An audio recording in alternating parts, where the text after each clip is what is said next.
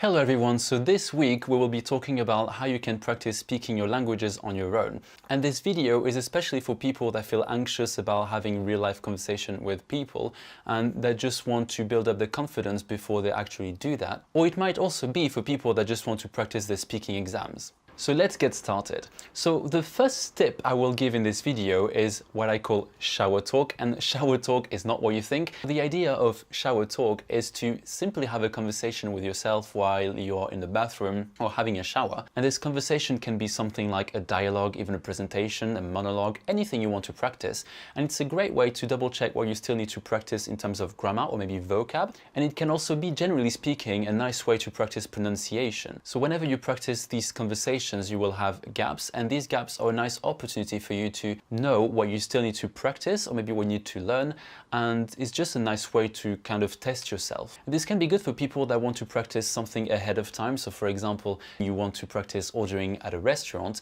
If you're a beginner, then it can be a good way to sort of reduce the anxiety of being in that situation for the first time, and hopefully that will make you better prepared to deal with that situation. Number two is to read books or plays, and when I say this one, I actually think about Ophelia Vare, because on the channel she does languages and she talks about theatre every now and then. And for this tip, what you need to do is essentially just read out loud. I think it's okay if you read books, but I think it's even better if you read plays, especially contemporary plays, because there will be, they will take place in everyday situations or contexts, and that can be a nice way to, one, practice your pronunciation and also practice your vocab and your grammar because you're exposed to the language. However, be careful with the book or the play that you choose, because if you choose something that is, for example, sci-fi, it might be very advanced, so you kind of have to double check the content of the book and the type of language. I did do a video a long time ago about how to read books in a foreign language, and I will link it somewhere here or in the description box below. My third tip is to use language courses which have a speaking approach.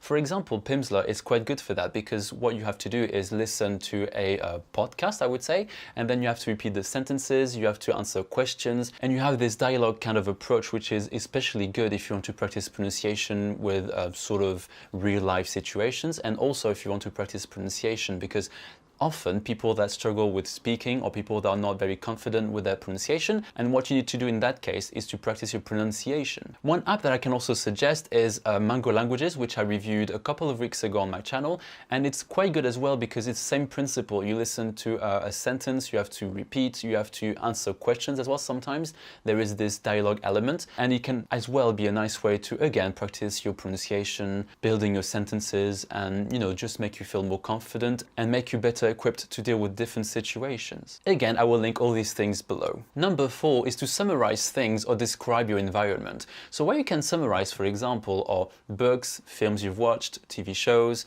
podcasts, videos, anything, and it can be a nice way to first of all double check you understood the content, and also being able to re-explain it simply. And it might seem a bit boring, but actually summarizing things is something we can do very regularly in our lives. So for example, when you talk to your friends about a book or a movie, you will sometimes explain to them what it's about. So this summary can be as long as you want, can be as short as you want, can be as difficult, as simple as you want. So I think it works nicely for different levels. But if you feel like this is too difficult, you can also use your environment. So it can be anywhere, outside in the street or in your room. But for example, in my room, if I wanted to practice prepositions of place, so for example, saying things like on top of, behind, inside, near to, nearby, etc., I could use objects in my room. That can be a nice way also to look up the words that I don't know. So for example, how to say a table, a chair, a bed, a lamp, a door, curtains, etc., etc. And if you're outside in the street, you can also practice pronunciation. So it might seem like you would only use the present tense to say things like this man walks, or this man is getting the bus, but you can also imagine what they did before, previously. You can imagine their past life, what they will be in the future. So you can practice lots and lots of tenses like that. So obviously there's tons and tons of different ways in which you can apply this activity of describing or summarizing things, but hopefully the ideas I just gave you will give you some inspiration. So my tip number 5 is to sing songs. I can't even begin to explain to you how useful songs have been for me to learn English. I still remember the words of the song by Britney Spears, "Hit Me Baby One More Time," which I could sing pretty much off by heart even before I could speak English, and now for some reason I can still remember it even though it was before I could speak English. Anyway, that's a little weird, but the point is that songs stick to your mind. I even still use them nowadays for learning Japanese, for example, to revise things like days of the week, the counters in Japanese, and I sometimes in the street sing them like quietly to make sure I have this practice, regularly. And it's a nice way to also revise on the go because you can just sing it to yourself. Of course, you don't have to make it a singing performance. It can just be something you do from the comfort of your own room. You don't have to give a performance unless you want to. And also what's important is that you enjoy the song and that you have fun while singing it. I did do a video about the benefits of using music in language learning, and this will be in the description box below.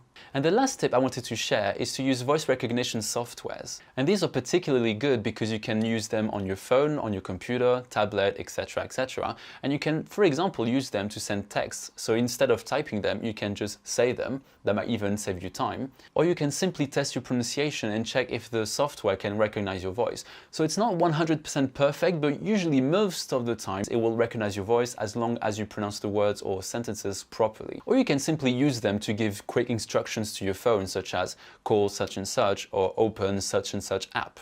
So that's it for today. I hope you found this video helpful, and if you like language related videos, then do subscribe because this is what I do here. So I will see you next week, and bye!